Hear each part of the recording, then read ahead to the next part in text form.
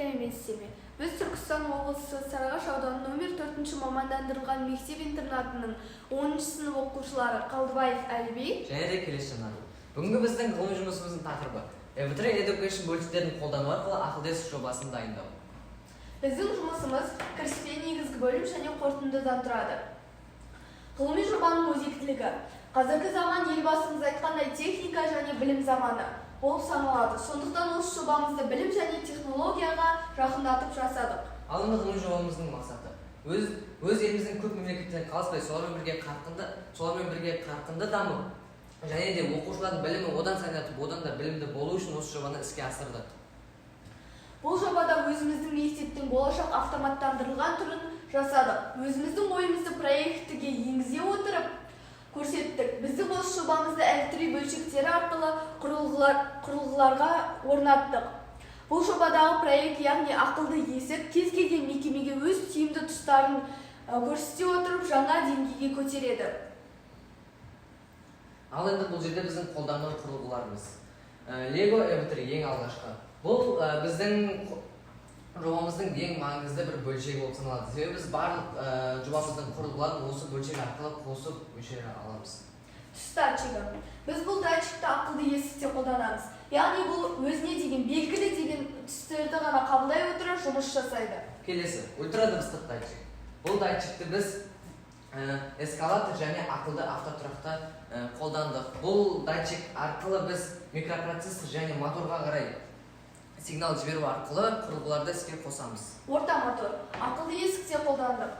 Бұл түс датчигінің өзіне сигналды алу арқылы жұмыс жасайды. Үлкен мотор. Бұл моторды біз эскалатор және де ақылды автотұрақ құрылғыларына қолдандық.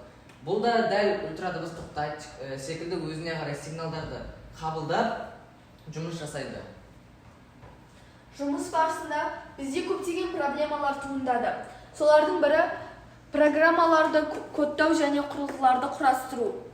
Біз бұл мәселені шешу барысында ғаламтордан көптеген мәліметтер жинау барысында осы бағдарламаны кодтау және құрау барысын жүзеге асырдық. Ал енді біздің негізгі функцияларымыздың бірі ақылды есік. Ақылды есік функциясын құрастыру барысында бізге керекті заттар микропроцессор, түс датчигі және орта мотор. Бұл біздің ақылды есіктің программалау тілі. Бұл жерде көріп тұрғандарыңыздай екі орта моторды пайдаландық. Яғни түс датчигі өзіне белгілі деген түстерді қабылдап микропроцессорге сигнал береді. Және микропроцессордан орта мотор өзіне сигналды қабылдау арқылы жұмыс жасайды. Яғни мына жерде көрсетсек, микропроцессорды іске қосамыз. Және де мына жерде кез келген түсті, мысалға сары түсті түс датчигіне жақындатамыз. Міне алып тастасақ 4 секундтан кейін өзі автоматты түрінде жабылады. Міне жақындатсақ ашылады. Және өзі автоматты түрде жабылады.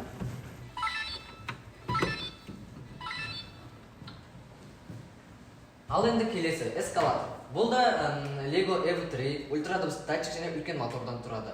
Мына жерде бұл программалық коды.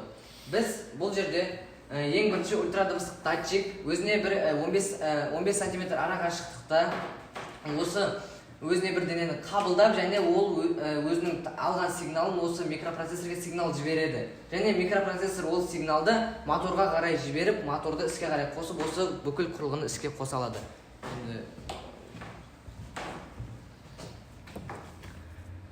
Мінекей, мынаны қосамыз. Және мынау мектептен кіріп келеді де, мынау ультрадыбыстық датчиктің алдында тұрады, және кеткеннен кейін ол 4 секундтан кейін өзі автомат түрде жабылады. Мінекей. Алдына дене келеді, және алғаннан кеткеннен кейін 4 секундтан кейін автоматты түрде тоқтайды. Мінекей. Ақылды автотұрақ. Ақылды автотұрақ функциясына микропроцессор, Lego Evertree, үлкен мотор және ультрадыбыстық датчик қажет болады. Ультрадыбыстық датчик өзіне 5 см қашықтықтағы денені қабылдап Lego Evertreeға сигнал жібереді. Lego Evertreeдан мотор өзіне сигналды алу арқылы шлагбаум ашылады. Міне, мына жерде көрсетсек, микропроцессорды іске қосамыз. және мысалға мынау келіп тұрған көлік ультра дыбыс датчиктің алдына жақындап міне кірсе, кіріп болғаннан кейін автоматты түрде өзі жабылады.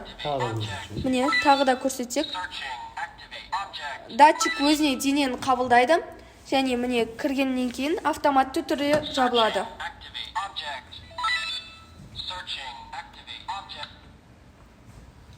Ал енді бізден ұсыныс. Мұндай ақылды есіктерді қандай мекемелерде қолдануға болады? Адам көбею мекемелерде қолдануға болады. Қазіргі таңда пандемия жағдайына да қолайлы болады.